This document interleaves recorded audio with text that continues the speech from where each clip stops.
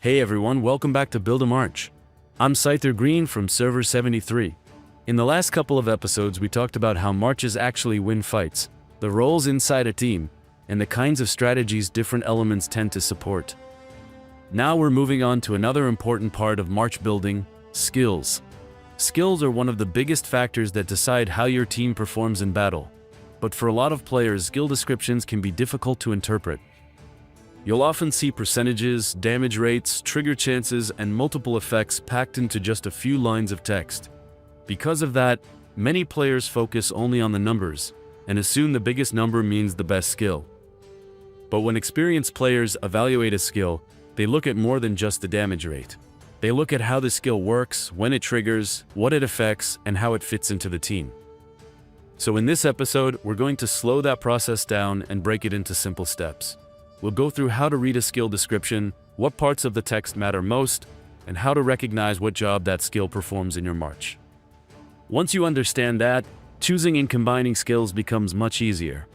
Let's start with the first thing to identify, the skill type.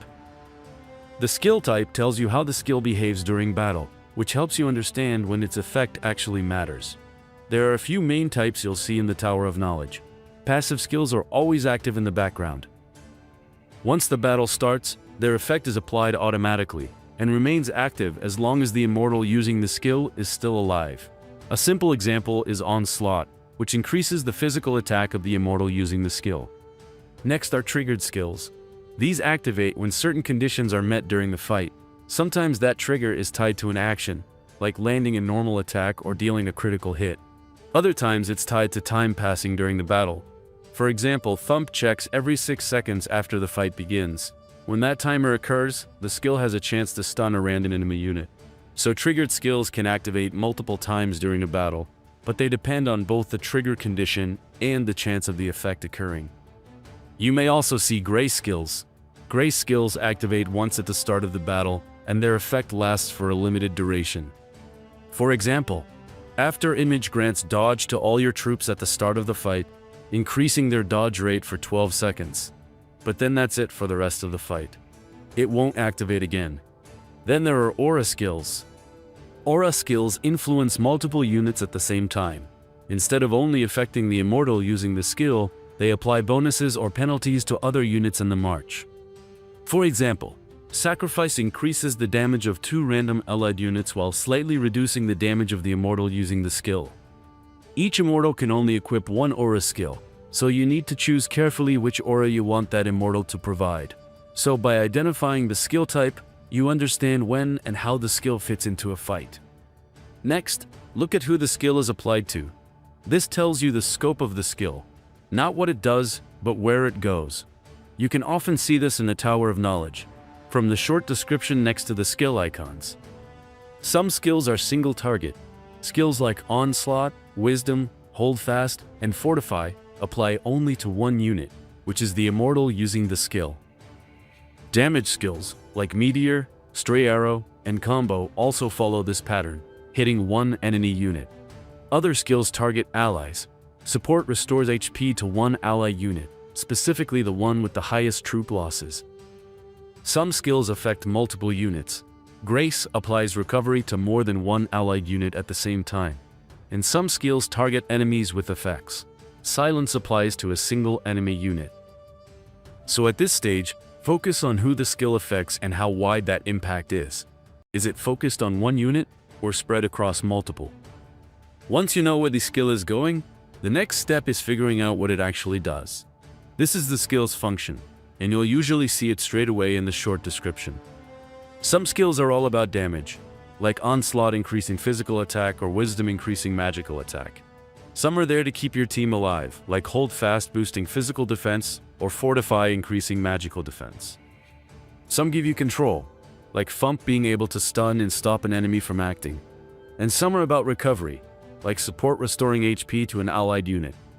So when you're looking at a skill, just ask yourself, what role is this actually playing?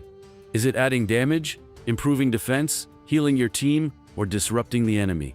That answer is what tells you how it fits into your march. Next, check whether the skill has any conditions attached. Not every skill activates automatically. Many only apply their effect when certain conditions are met. One common condition is time. Some skills check for activation at regular intervals. Thump, for example, checks every 6 seconds and then has a chance to stun, so it only attempts to trigger at those moments. Another common condition is trigger chance. Even when the timing condition is met, the effect may still depend on probability. Support also checks every 6 seconds, but only heals if the trigger succeeds. Some skills activate at specific moments in the fight. After Image activates at the start of the battle and lasts for a limited duration. Others include multiple layers of conditions. Sacrifice increases allied damage at the start of the fight and also has a chance to grant additional energy. So when reading a skill, look for phrases like every few seconds, has a chance, or after the battle starts. These tell you when the skill can actually activate. Finally, you want to look at the numbers. These are the percentages and values that tell you how strong the effect actually is. Early Tower of Knowledge skills usually have lower values, since they're mainly there to introduce the mechanic. As you progress, both the rarity and the numbers go up. Skills follow a progression from common to rare, then elite, epic, and finally legendary, with higher rarity skills usually having stronger effects or better scaling. For example, Fighting Master is an elite skill that gives immunity to control effects and reduces incoming damage by up to 10%. Epic skills tend to be more impactful, like Weakening Curse, applying Disarm to all enemies at the start of the battle, and reducing their damage by up to 70% until they cast their ultimates. And then you have legendary skills, which often combine multiple strong effects, like Fountain of Life providing temporary silence immunity, increasing healing, and restoring HP to all allies repeatedly during the fight. So the numbers do matter, but only in context. They only really mean something once you understand how the skill actually works. So when you're trying to understand a skill, don't start with the numbers. Break the description down step by step. Identify the type to understand when it activates.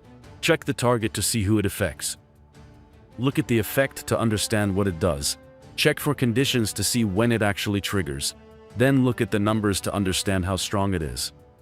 Once you read skills this way, the descriptions become much clearer, and it's easier to see how each skill fits into your march. Now that you know how to read a skill description, take a look at the skills you're currently using. Do you know what role each one is actually playing in your team? Are they supporting your win condition? Or are they there because they looked strong at the time? And when you unlock a new skill in the Tower of Knowledge, do you read the full description or go straight to the numbers? Let me know in the comments. In the next episode, we'll take this a step further and start grouping skills by the roles they perform inside a team, like damage, survivability, control, and support.